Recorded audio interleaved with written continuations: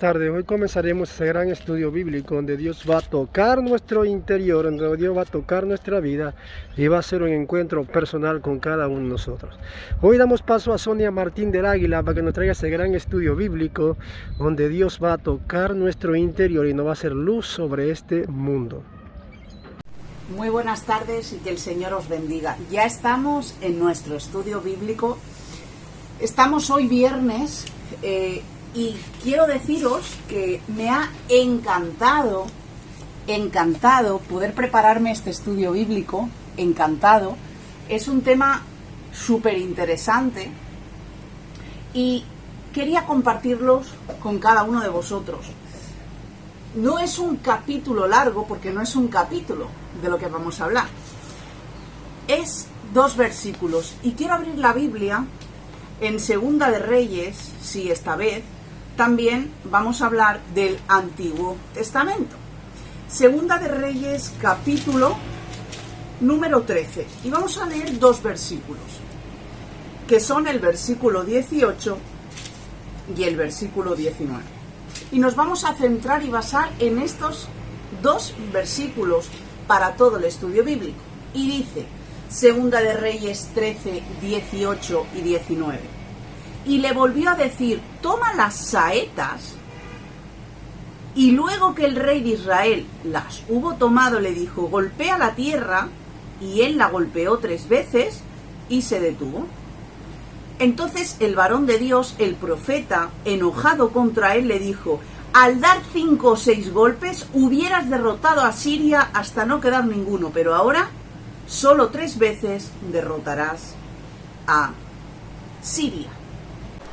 Señor, te damos gracias, Padre, por esta maravillosa tarde, porque nos das la capacidad, nos das el tiempo, nos das el entendimiento y nos das todas las cualidades suficientes para poder escuchar tu palabra, para poder aplicar tu palabra, para poder transmitir tu palabra, para poder hacer tantas cosas con ella, Señor. Te quiero agradecer públicamente la oportunidad, el privilegio y el honor que es para mí poder hablar de tu palabra y que solo una persona pueda recibir de ti y que solo una persona pueda conocerte y que solo una persona pueda cogerla y ponerla en práctica y que tú le hables, Señor. Porque yo no soy nada importante, Señor, eres tú el importante. No quiero verme yo, Señor, sino que tú seas transmitido a través de mí, de mis palabras, de mis letras lanzadas, Señor. Y ahora te pido por mis hermanos que ven y escuchan, Padre, que ellos puedan captar esa esencia que tú traes con esta palabra que has tocado mi vida, Señor. En el nombre de tu Hijo Jesús. Amén. Y el rey de Israel se acerca al hombre de Dios, ese hombre de Dios, ese profeta, es Eliseo, y se acerca a él aún teniendo ejército, armamento, aún teniendo autoridad, dinero, bienes, relaciones sociales con los demás, aún teniendo todo eso cubierto, el rey de Israel viene a Eliseo, a ese profeta, siendo un rey que lo tenía todo. Tenía ejército, tenía armamento, tenía dinero, tenía reconocimiento, tenía autoridad, tenía relaciones sociales.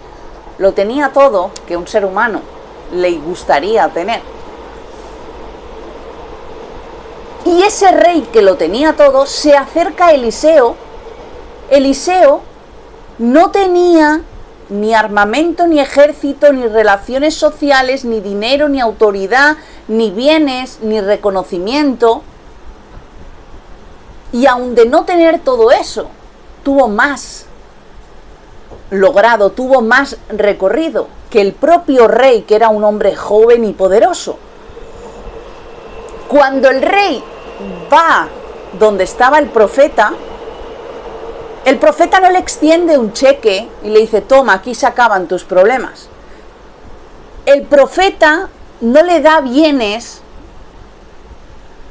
hacia el rey. Sabemos que el rey era de máxima autoridad. era respetado, era la máxima autoridad que había entonces. y no le da nada de joyas ni de dinero, solo le dio una cosa, y le dio una gran lección al rey de Israel.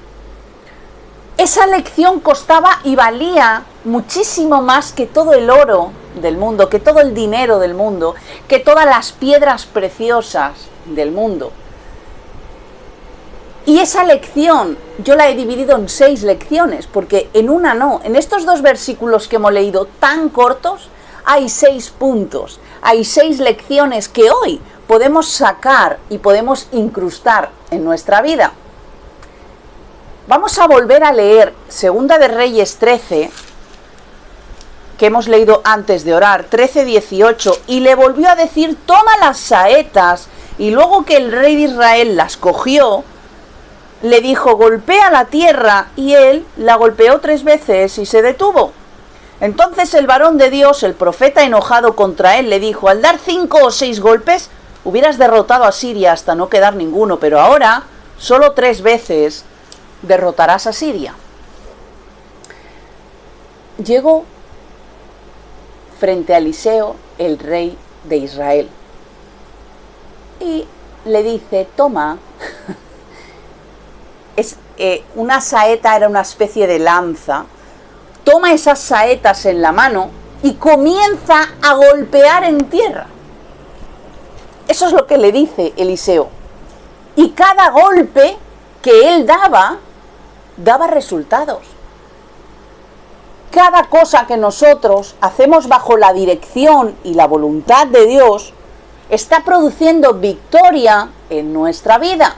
Cada golpe del rey de Israel estaba dando resultados. Cada oración que nosotros podemos hacer por los demás está cambiando la dirección no solo de esa persona, sino de nuestra vida y de nuestra familia.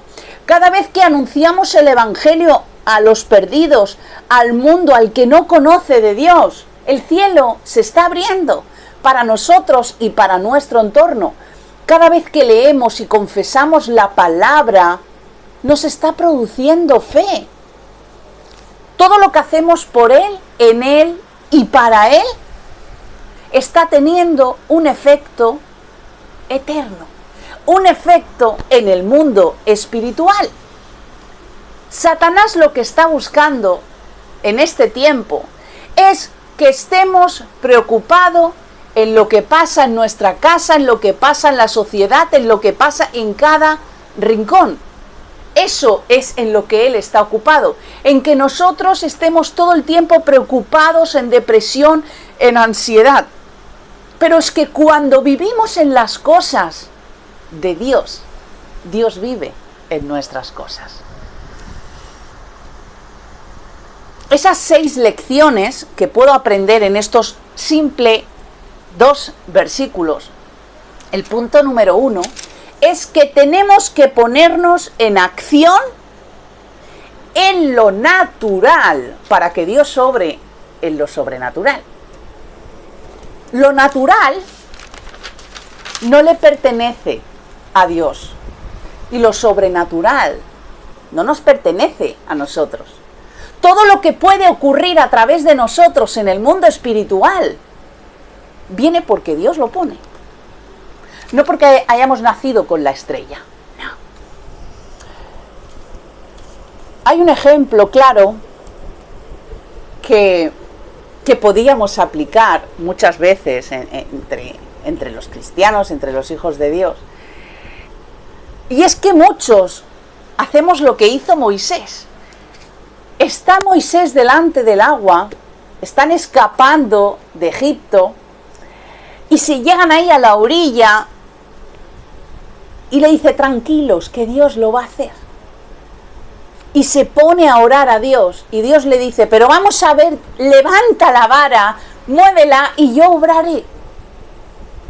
Dios le pedía que se moviera él para que Dios pudiera hacer el milagro. ¿Es que Dios no puede hacer el milagro sin que yo haga nada humano? Si quiere, sí. Pero Él está demandando de tu vida y de mi vida que hagamos algo que Él nos pida para que en el mundo espiritual ocurra lo que tiene que ocurrir. Si vemos la Biblia, antes de cada milagro hay una acción. Por ejemplo, el hombre de la mano seca. Dios le dice, extiende la mano y se sana. La mujer del flujo de sangre tuvo que tocar el manto. Hubo una acción y Dios la sanó. La mujer que iba encorvada, Dios le dijo que hiciera algo y la sanó. El ciego Bartimeo, Dios le dijo que actuara y luego Dios obró el milagro. ¿Por qué? ¿Por qué Dios trabaja así? Porque con nuestra acción Dios ve nuestra fe. Porque por nuestra acción Dios ve nuestra obediencia. Porque por nuestra acción Dios ve si estamos o no estamos. El profeta le dijo al rey de Israel que hiciera una acción para que Dios obrara. La palabra es palabra. La palabra de Dios es palabra de Dios. Pero sin acción por nuestra parte está completamente muerta. Sí que nos va a edificar porque es palabra de Dios, inspirada, hablada y directamente de Dios. Pero si nosotros esa palabra no la ponemos en práctica, no está dando el fruto esa palabra que tiene que dar. La fe sin obras, dice la palabra, que está muerta. Y no lo dice porque sí. La fe sin obras está muerta. Hemos de sembrar, hemos de ir sembrando la semillita, regando la semillita, esparciendo la semillita para recoger el fruto. Hemos de orar, hemos de clamar, hemos de interceder para que Dios nos escuche. Hemos de hacer algo.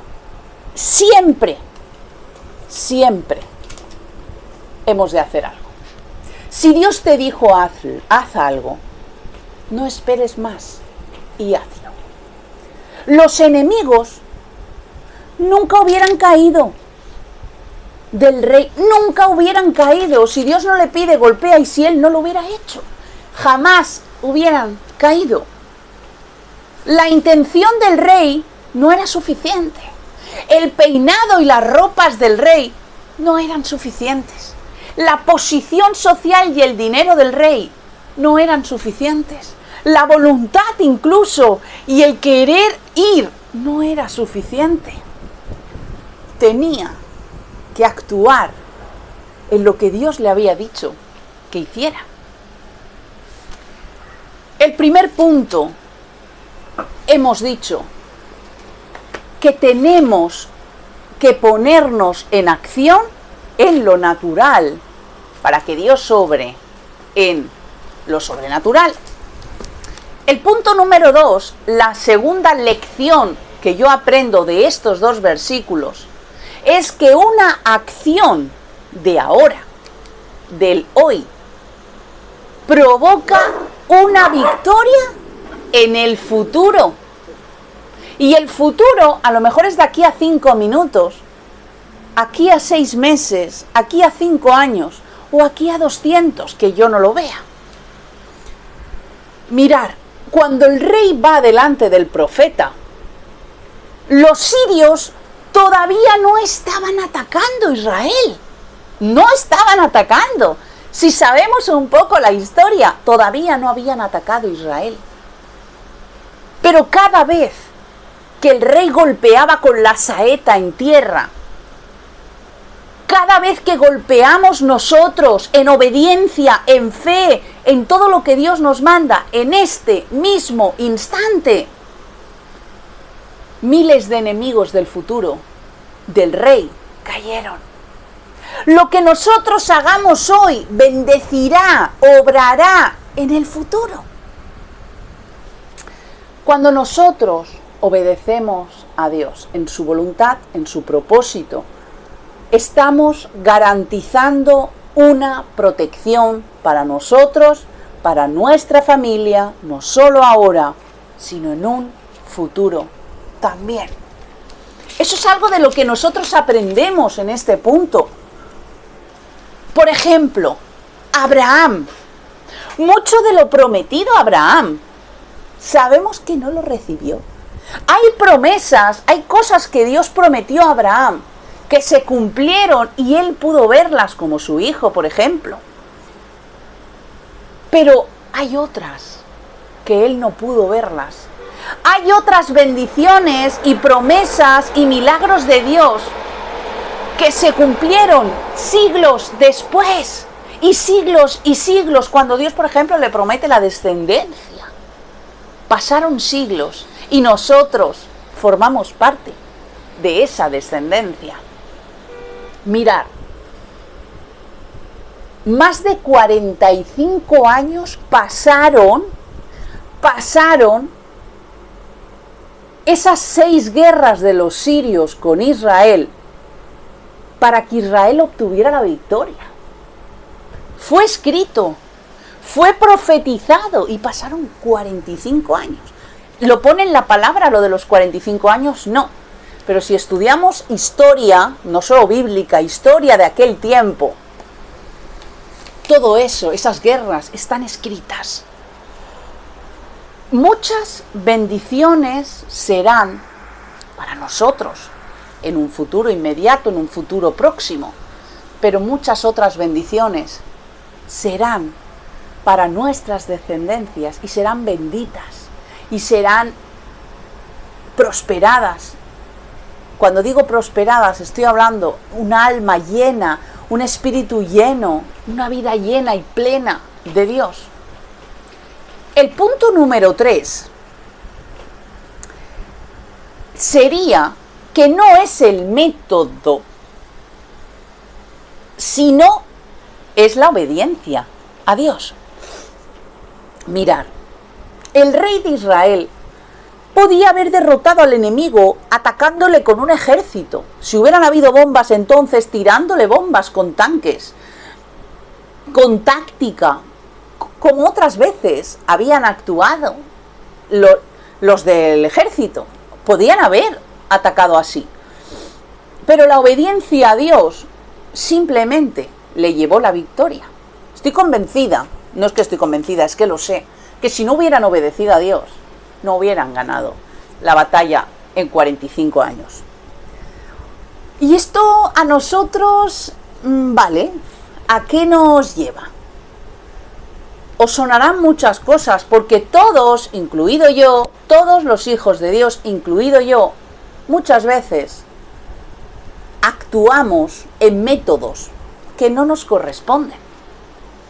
Voy a orar como mi pastor, que eso es lo correcto, que a él le funciona y abre los cielos y desciende fuego y desciende poder. Y vas viendo a personas y dices, igualito, igualita, y se utilizan métodos y técnicas que no nos corresponden. Voy a predicar como aquel, porque quiero que me reconozcan como aquel, porque quiero que vean mi sabiduría, porque quiero, y vamos repitiendo moldes y patrones que no nos corresponden. Voy a imitar a tal, a la pastora, a la líder, a la que quieras. Voy a vestir como ella, voy a peinar como ella, voy a hablar como ella, voy a dormir como ella, voy a hablar a mi marido como ella, a mis hijos los criaré como ella. ¿Pero por qué? Muchísimas personas imitan los métodos, pero es que no hay método. No hay método. Simplemente obediencia a Dios. Eso es lo que hay. Mirad, si nosotros cogemos libros de historia, ¿cuántos poblados, cuántas naciones, cuántas ciudades se conquistaron dando vueltas alrededor de los muros? Ninguna, solo una. La que nos encontramos en la tierra prometida, que dieron vueltas alrededor de las murallas. A Josué se le prometió la tierra prometida si dieran vueltas alrededor de las murallas, y Dios fue fiel. Dejemos de imitar y obedezcamos a Dios. No lo que le funcionó a él nos va a funcionar a nosotros, porque simplemente Dios no nos ha llamado a eso. Dios es el que manda. Si quieres conquistar, no vayas a dar golpes con una saeta en el suelo, porque no va a funcionar. Otra cosa que cuando me preparaba decía, es que esto es así, que se ve hoy en día en los cristianos, en el mundo cristiano, que es increíble. Yo solo conozco a una persona de la Biblia que Dios le dijo que ofrendara para que viera un milagro de extender fuego. ¿Cuántos y cuántos y cuántos y cuántos y cuántos ministerios piden ofrenda para recibe tu milagro, pero trae tu ofrenda? Recibe tu milagro, pero da todo lo que tienes. Dejemos de imitar lo que Dios no nos ha dicho que hagamos. Las tácticas y las técnicas de Dios son para cada uno en concreto.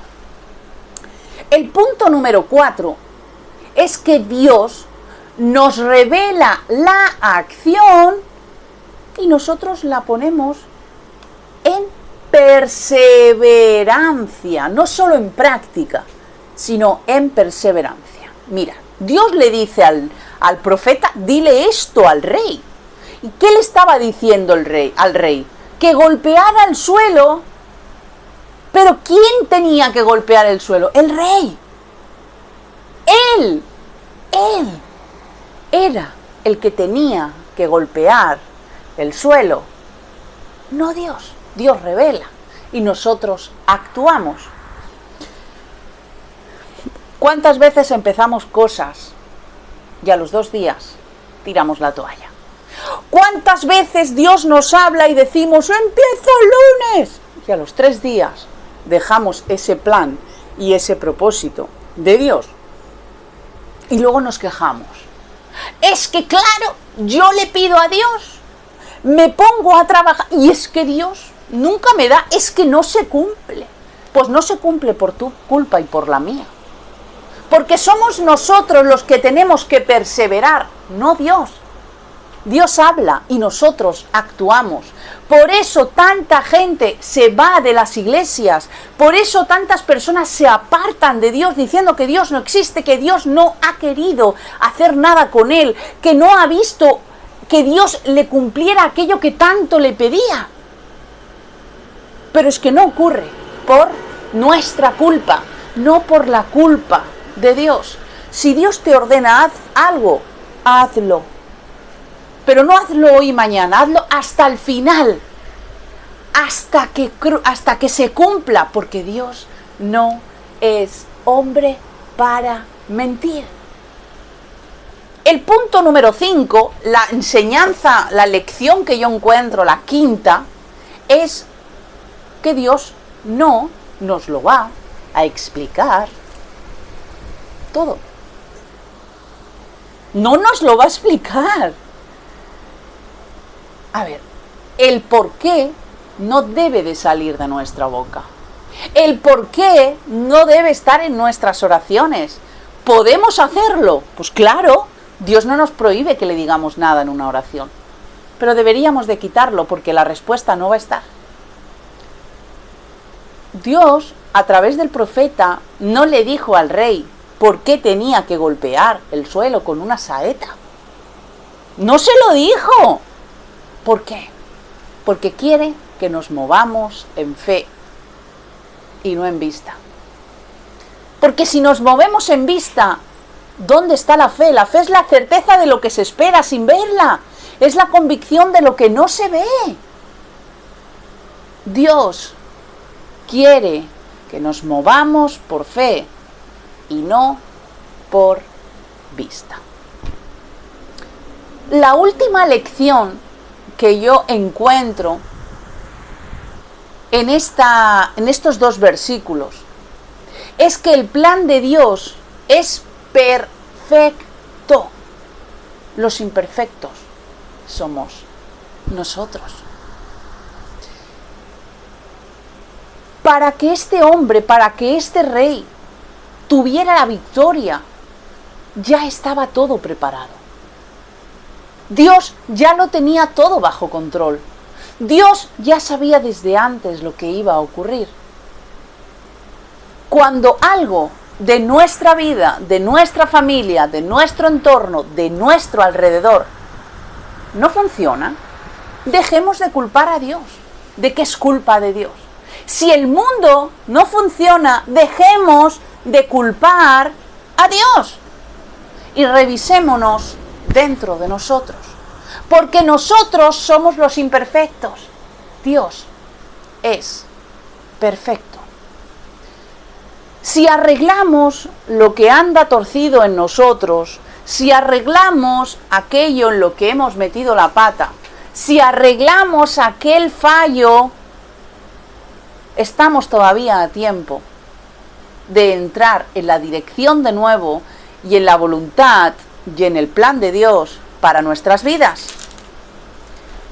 Quiero que vayamos de nuevo al 18, y le volvió a decir: toma las saetas.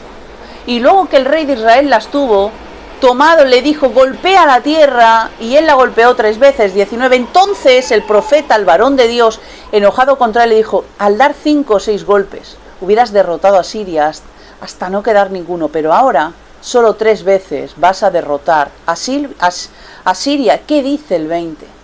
Y murió Eliseo y lo sepultaron. Entrado el año, vinieron bandas armadas de moabitas a la tierra.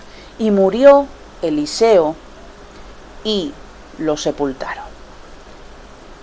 Y esto es lo último que Dios a mí me habla de cuándo vamos a obedecer a Dios. ¿Cuando todavía hay tiempo o cuando ya no hay tiempo? Este rey de Israel tuvo tiempo.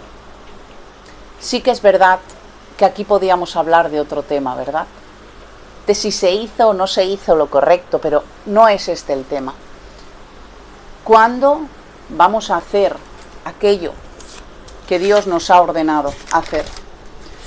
Para que no nos olvidemos, la primera lección que hemos aprendido es que tenemos que ponernos en acción, en lo natural, en lo que somos nosotros, para que Dios obre en lo sobrenatural.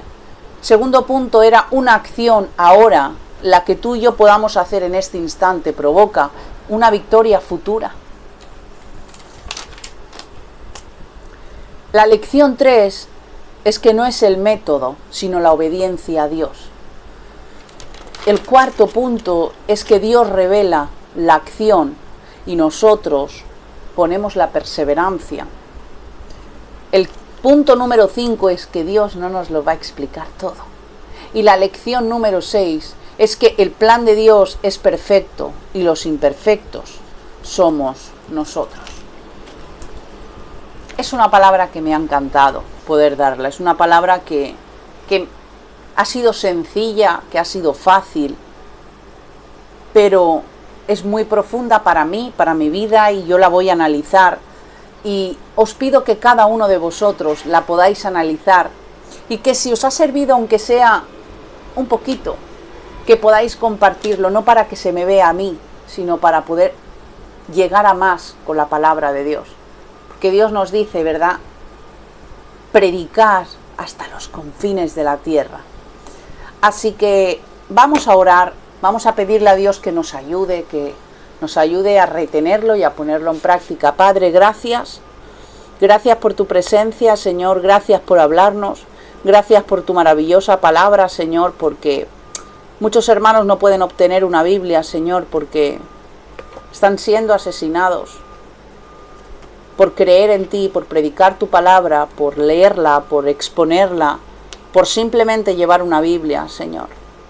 Gracias por el privilegio de poder tenerla, ya que es un libro de instrucciones para nuestra vida. Y ahora te pedimos obediencia, Señor, para que en aquello que tú nos demandas, nos ayudes a ponerla en práctica.